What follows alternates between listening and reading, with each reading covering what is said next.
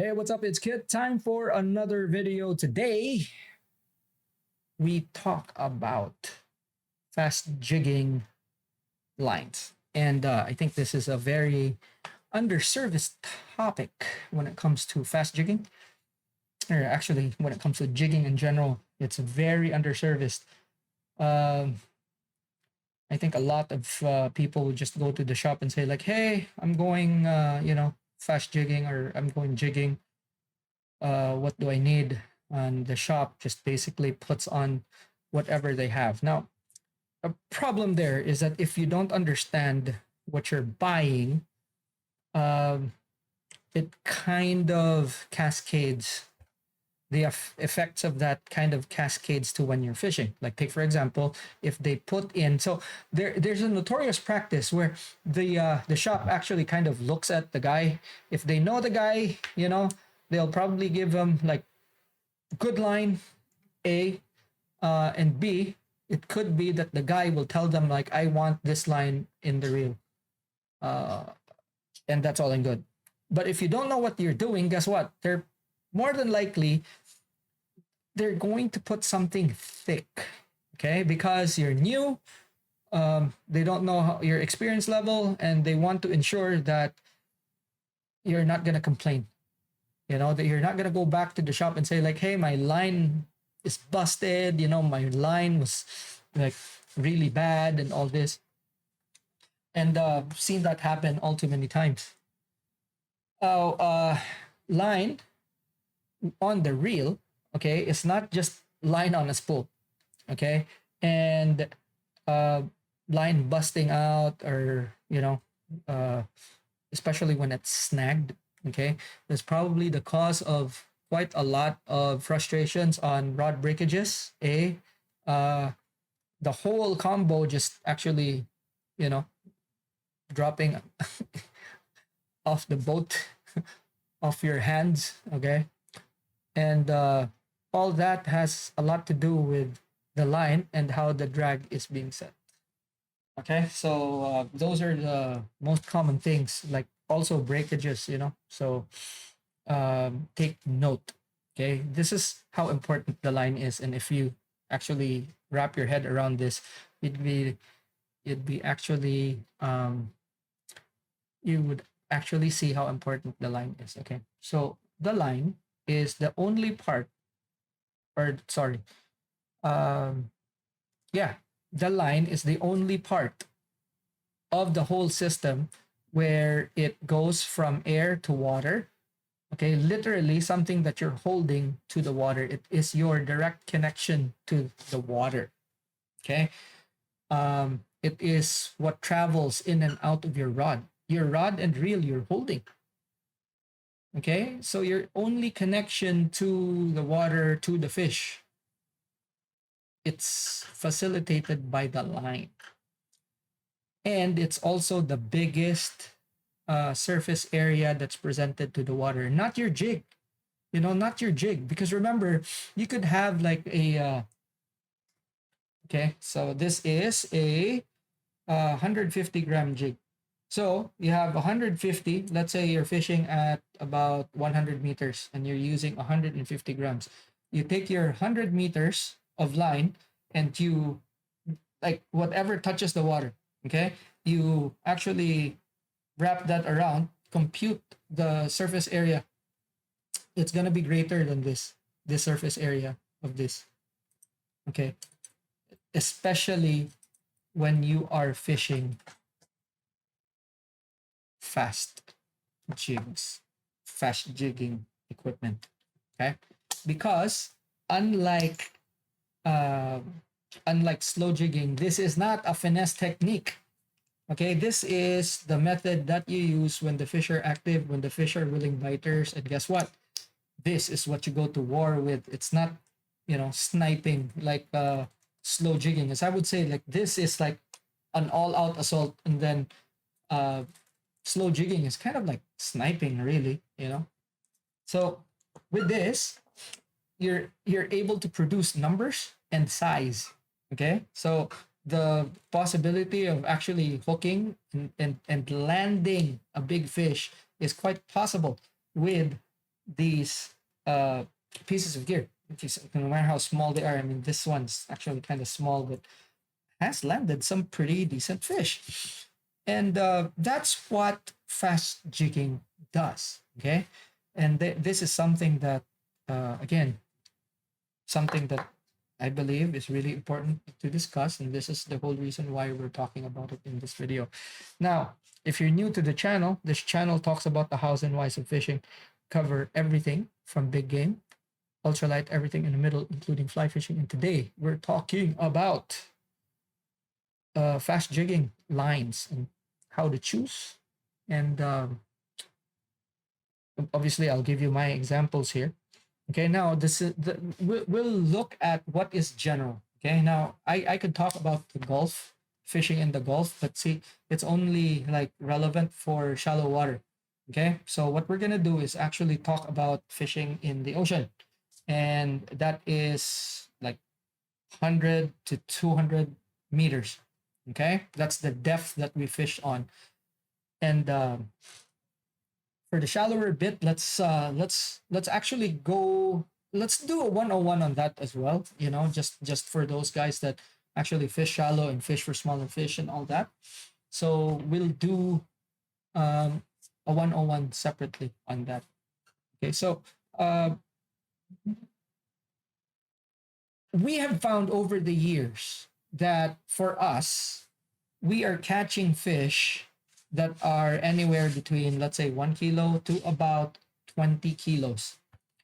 And the bigger the fish, the less frequent we catch that size. So, like, take for example, although we have 20-kilo fish, we don't really catch a lot of 20-kilo fish. That's the nature of where we're fishing.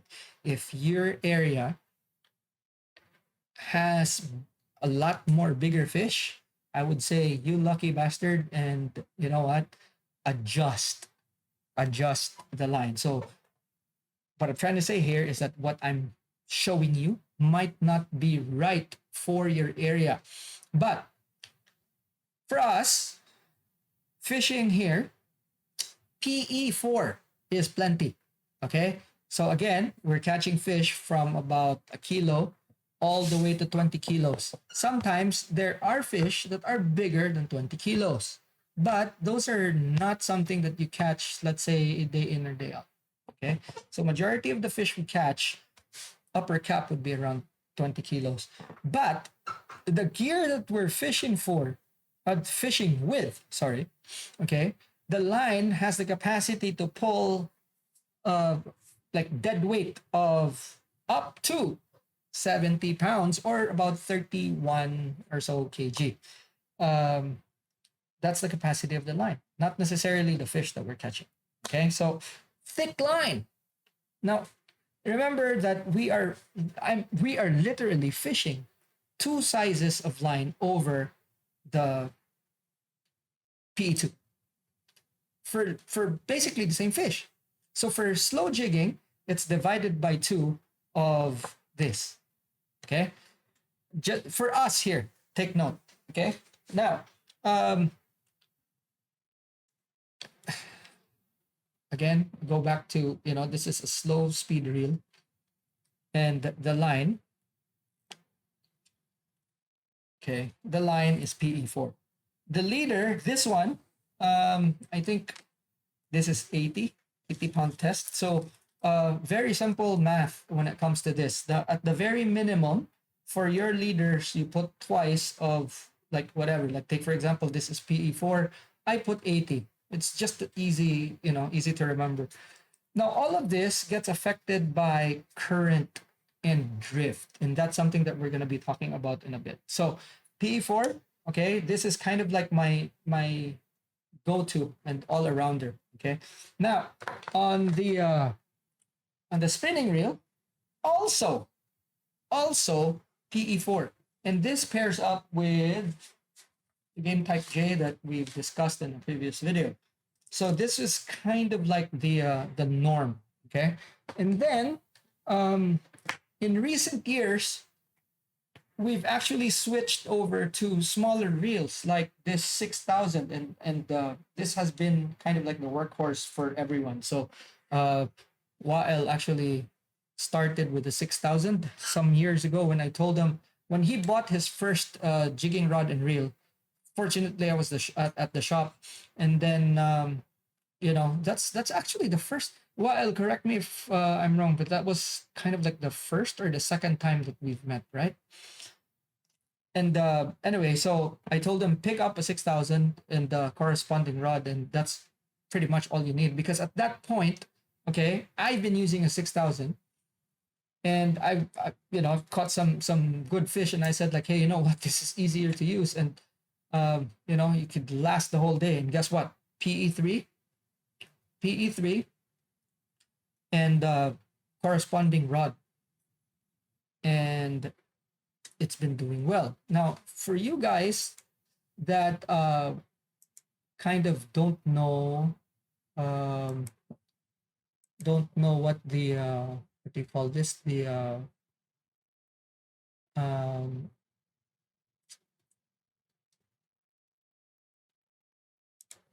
don't know what the capacity of or the equivalent of PE3 is. It's about 55 or so pounds.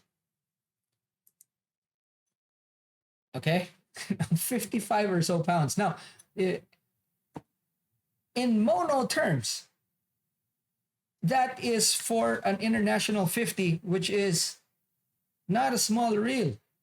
It would be like right smack in the middle of the spectrum that you kind of use. Now, 50-pound test you use to troll for wahoo. Like the biggest wahoo on earth can be caught on 50-pound test on let's say an international or at the Agra 50. That's a lot of line, okay? On this a small reel because it's braid. So think about it. You're catching this has the capacity, the potential in the mono form to actually catch marlin already. So what I'm trying to say is that it's no pushover. Okay, so even when you're saying it's actually 55, PE 2.5 is 50, I believe. So line is thick enough. Okay, and there's a reason for this. Okay, number one, when you're fishing, especially when you're jigging, let's say let's go back to like 2015 when a lot of people still have not figured out slow jigging, and this was kind of when it was the boom of jigging in the Middle East, or when it actually started to pick up. Okay, just to be fair. So a lot of people were jigging, and a lot of people were using like really big gear and stuff, catching the same fish. Now, guess who lasts on the boat longer than all the rest? It would be the guys that are using lighter gear, not necessarily small, like 4,000, 3,000 sized reels, but those guys that are actually using lighter equipment. And they're the ones that enjoy the most because guess what? When you're catching the same fish, the guys that are actually using lighter gear will spend less energy. That's it. If you are fishing, this is the boat right here. Okay, and there's your structure. So if you're fishing and you're dropping your line, okay, in an ideal scenario, let's say, okay, yeah, that's your line right there. In an ideal scenario, drop straight down. Actually, not not such a good time there because it means the current is dead. All right, so you want a little bit of current, okay, and that current will actually affect your line. So much as this the blue thing here. Okay, so now current, let's say the current velocity would be not so great. Okay, now also at the same time, remember that your boat is subjected to wind. So if the wind and say the current is actually not that great, that's perfect. You'll get good drift, and then your line would bend slightly, kind of like this. Okay. Now, obviously, when there's more, what do you call this? More current, you'll find that your line bows heavily. Okay. And this, again, this is in conjunction with um, the uh, the drift. So what happens is that you'll get an even bigger bow on your line. Okay, so Americans call it scoping. I actually call it kiting. Okay, now when that happens, your contact with the jig, you won't feel it. Okay, because when you're pulling on the line, you're actually taking off more slack. And then because the current is actually pushing more on here, what happens is that your line, okay, so your line's just going like that, you know, and then your jig, okay, it's kind of what's gonna happen to your jig then is that it's just gonna be swinging around, and it's not, believe it or not, it's not gonna be as sensitive, and you won't feel the bite. It's the same with slow jigging. So you have your line going like that, okay, and you know, you'll feel it, you'll feel your jig once it tightens like that, but because of the bow of your line, it's not going to be as sensitive. Now what happens if, you know, it's really strong like that, and you'll see it. I mean, it's not something that you haven't seen, right? So it's going to really take it away from structure, and before you know it, well, it's a disadvantage, right? And you don't really, although you can catch when it's something like this, majority of the time it's kind of a struggle, and you know, you you feel like quitting, and it's not good.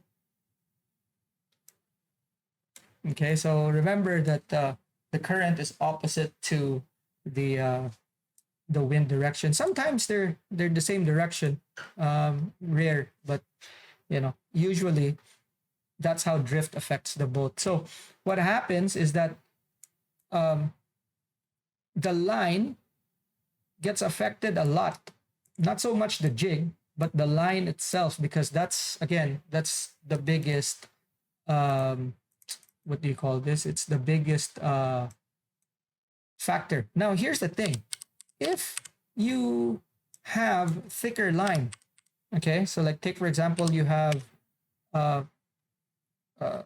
line that's like, oops, line that's pretty thick. Okay, now this happens a lot quicker. So even if the velocity of the current is actually not that big, and your line is thick, okay, imagine if your line is actually, say, uh, thin like that, it will take a lot more current to actually make it go like this, way more current. Okay, now it takes less current to make this go like that. With this huge bow, it takes way less current if the line is thick. Now your goal is to have drops that are going to be like this as much as possible. It's almost impossible to actually have, not impossible, but it's very rare to actually get conditions such as this. Okay, you have to time it. Now, unfortunately, not everyone. Okay, unfortunately, not everyone can go when the conditions are ideal. But something like this makes it easy on your gear and makes it easy on you. majority of the time we have to face something like this in this scenario right here. This is why it's very important to actually find the balance of what is right for your area.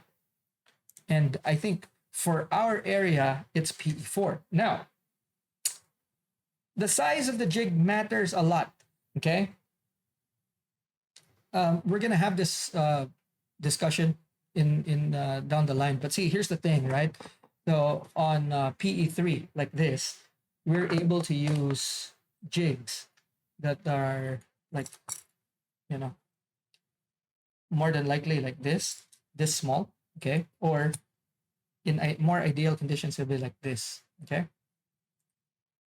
Now, we'll be forced to use jigs this big or bigger, okay?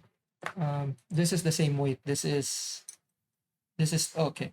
It is 200, this is 220. But look at the difference, okay? The difference in length. So let's say in conditions such as that, if we're using something that's thicker, we're forced to use, like, let's say PE 5 or 6, we'll be forced to use something like this. Okay. Now, PE 4, we'd be able to use something like this. PE 3, we would be able to use something like this. Okay. Now, want to see the difference? See? And this is at the same depth. Let's say at about 150 meters, 100 to 150 meters, let's say. Okay. And at the same depth, or you know what, just to make things easy, 100 meters there. So at 100 meters, we're able to use something this small as opposed to something this big with thicker line. And that's very important because the more pressured the area is, the more likely the fish are going to bite on smaller jigs. And it doesn't matter if there's a lot of fish there. Okay, there's also a certain situation with those bastards we call tuna that they are bait profiling. And when they're bait profiling, they like smaller stuff. Okay, doesn't mean to say that if you have thicker line, you can't use smaller jigs. Here's a very good example. I could use this with the smallest jig here. Where's that sucker? Oh, there it is. And this is an 80-gram jig. Okay, I could use this. Yeah, it's 80. So I could use this with PE4 if the fish are holding shallower. Okay, so which means that when you're jigging in, let's say, even if it's 100 meters of water, let's say even 1,000, you know, or something, a depth that your fish finder can't reach, but the fish are only holding 20 meters below. This is more than enough, you know, even if, let's say, the instance of you dropping it kind of, it gets drifted fast. But if they're only 20 meters below, that 80 would be able to reach them.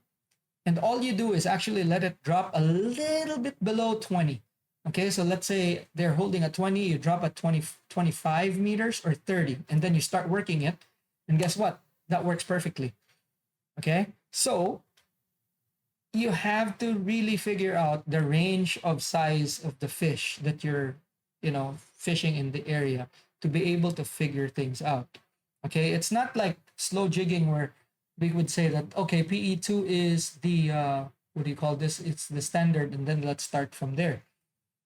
But even that, so like take for example, if I go somewhere that the average size of the fish is actually bigger and they are in shallower water, I have no choice but to bump up my line and you know, give me a fighting chance to actually land those fish. Now it's the same as this, but what I do, or what a lot of experienced people do, is they figure out exactly what the fish is in that area, okay, the potential, and then put the line suited to that. Now, here's a very good example. I have a very good friend. His name is Kozo, and you actually need to check out his channel as well.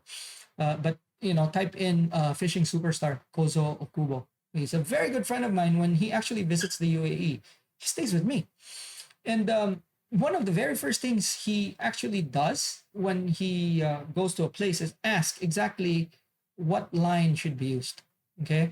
So, like, take for example, when there was a time when he came here and we were going after like shallow water amberjacks. I told him like,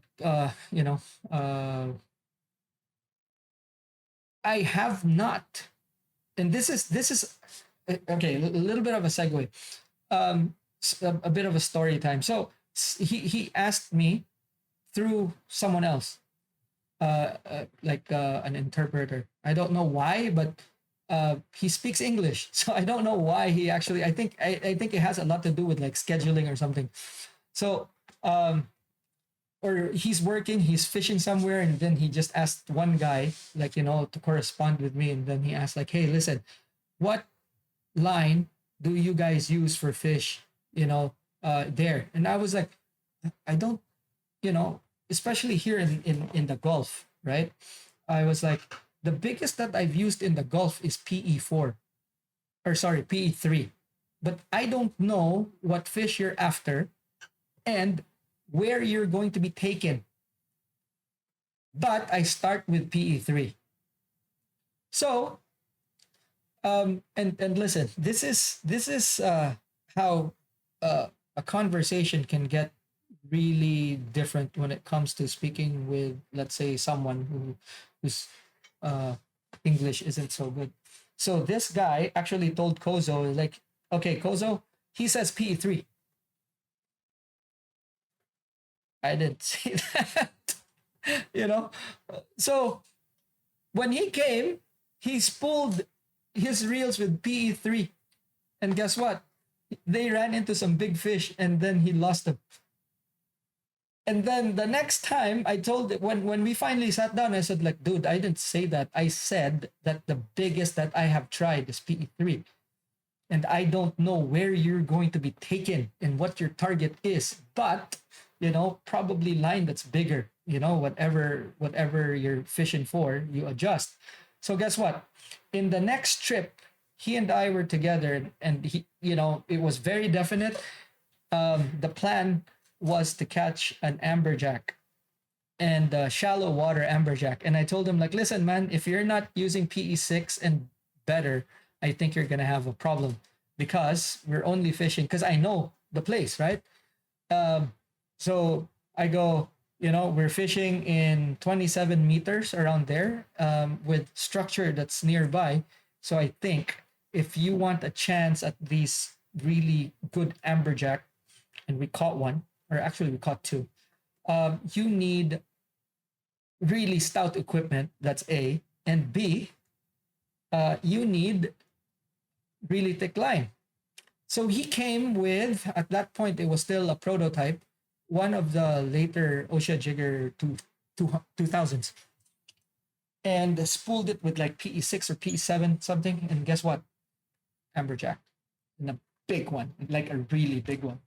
So, again, looking at this example with Kozo, bad news for those guys that actually kind of, they don't, what do you call this? Bad news for the guys that actually think that one size fits all. There you go. Because it's not. Now, remember, Kozo is actually a guy who travels around and fishes. He fishes in Asia, he fishes in the US, he fishes everywhere, really. And he doesn't know what the next day, or what the next trip, more aptly, he doesn't know what the next trip's target is going to be. And the very first thing he actually tries to figure out is the size of line that's suited for the type of fishing he's going to do. Okay, so I'm not going to throw you out in the deep end as well.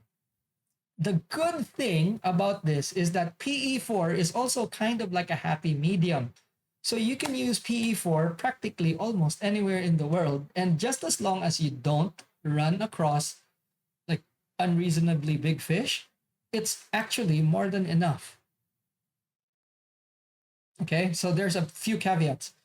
Structure, if you're fishing really close to structure, I don't think that even PE8 would be able to save you, because if you're fishing close to structure, fish will bite, go to structure, and then bust you off. Okay, so uh, PE4 is a very happy medium. So if you start your journey and you don't know what to buy, try PE4, and more than likely it's actually a good starting point. And this is why a lot of my reels are actually spooled with PE4, because it's a happy medium. And guess what? It fits perfectly for a reel this size. Okay, so kind of medium tackle, and also with the 8,000, kind of medium in the middle. Not too big, not too small. 50 pound test just fits it. Either 50, you go with 50 if you're in the US, 50 PE4 if you're with the Japanese system, and that gives you a range of line that's about you know now, if you want something that you won't outgrow, then I would recommend something like a 6,000, and then spooled with PE3. But again, this gives you a bit more flexibility. And um, also, by the way, if you are going to buy a what do you call this? Like equipment, okay, and you don't know anything, this is the easiest to use: spinning. Okay, if you want something that you won't overgrow and something that you would probably use for a longer time than this, overheads are the choice. So, and then that's kind of like your decision to take there. Now, um, unlike slow jigging, I'm going to talk about the leaders on this video, okay? Because this actually greatly affects the drag. And since we're talking about drag, we'll talk about this now. Leaders, I use kind of as I stated there. So at PE4, I use 80. Okay. So basically, I just go like 4, right? Like 4 times 2, 8. Okay, 80. It's just so it's easy for me to remember. And it kind of fits. Like, take, for example, if you're using PE 2.5, 50. And guess what the capacity of the line is there? It starts at like 50, 55, something like that. So it kind of fits. And then you can go 80, 100. Okay. And then with PE4, you could just go 80, 100, 120, or 150. That's it. So you could do like, the something similar to the slow jigging method. But see, here's the thing.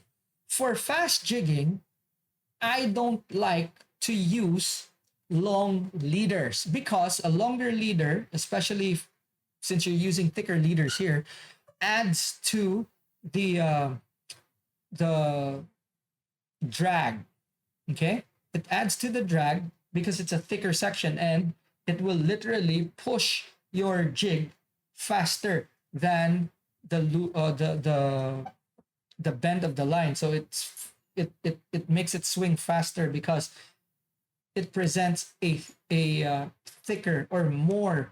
It increases basically the surface area that drag affects at the very end. So that's also why you would probably feel that your jig, you don't feel it. Okay. And that's the whole reason, because it could be that your leader is getting more drag.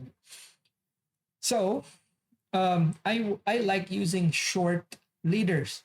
The longest length that I will have on my fast jigging rigs is actually 2 arm spans, as opposed to 3 in what do you call this, in my slow jigging. But normal is actually two arm spans of 40 for slow jigging, but for this one, the two is actually my longest. The usual that I would do is only like one arm span. Now the reason is, remember when you drop down, okay, when you drop down, you're like this, right? Drop down, drop down, drop down, and then as soon as it reaches, bang, you reel immediately, and you know.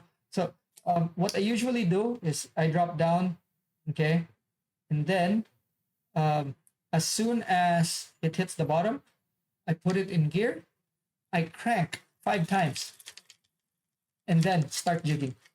Okay, and what happens as soon as it hits the bottom, the jig will start swimming up, and then that's when it starts the zigzag motion.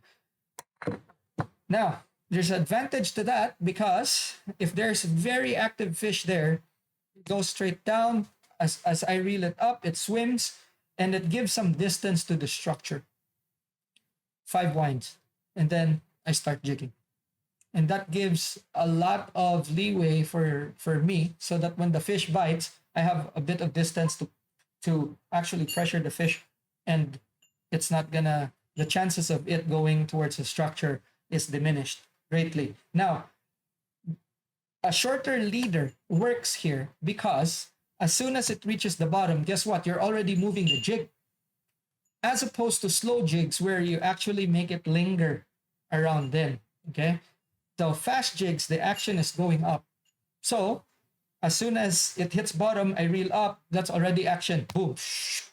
And more than likely, you actually already get a strike then, you know? And then when you start jigging, okay, like I mentioned, like 30 winds, and then boom, stop, and then drop back and do the same thing again.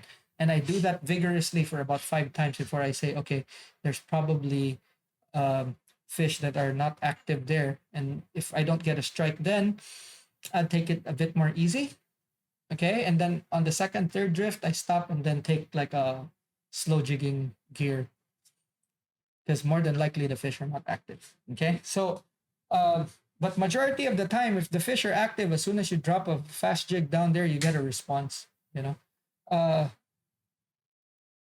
The line and the leader, very very important, okay? And I know that we touched on the leader there, but literally there's no science to it. That is that you cut down on as much drag as possible, and this is kind of like the theme for jigging. You cut down on the drag as much as possible to make you feel the jig and the strike more, okay? And that's that. A lot of that has something to do with your line. So pick the right diameter line. Go go thinner more than thicker. Okay? And then you'll find that you're actually feel the jig more, and you'll start catching more. So again, if you're starting out, don't be afraid. Okay? If you're starting with PE4, or say in the States, if you start with 50-pound test, that's more than plenty for fast jigging. Alrighty? I really hope this is something that would help you out, especially in your buying decisions, and when you're going to that shop, you actually have an idea. And yeah.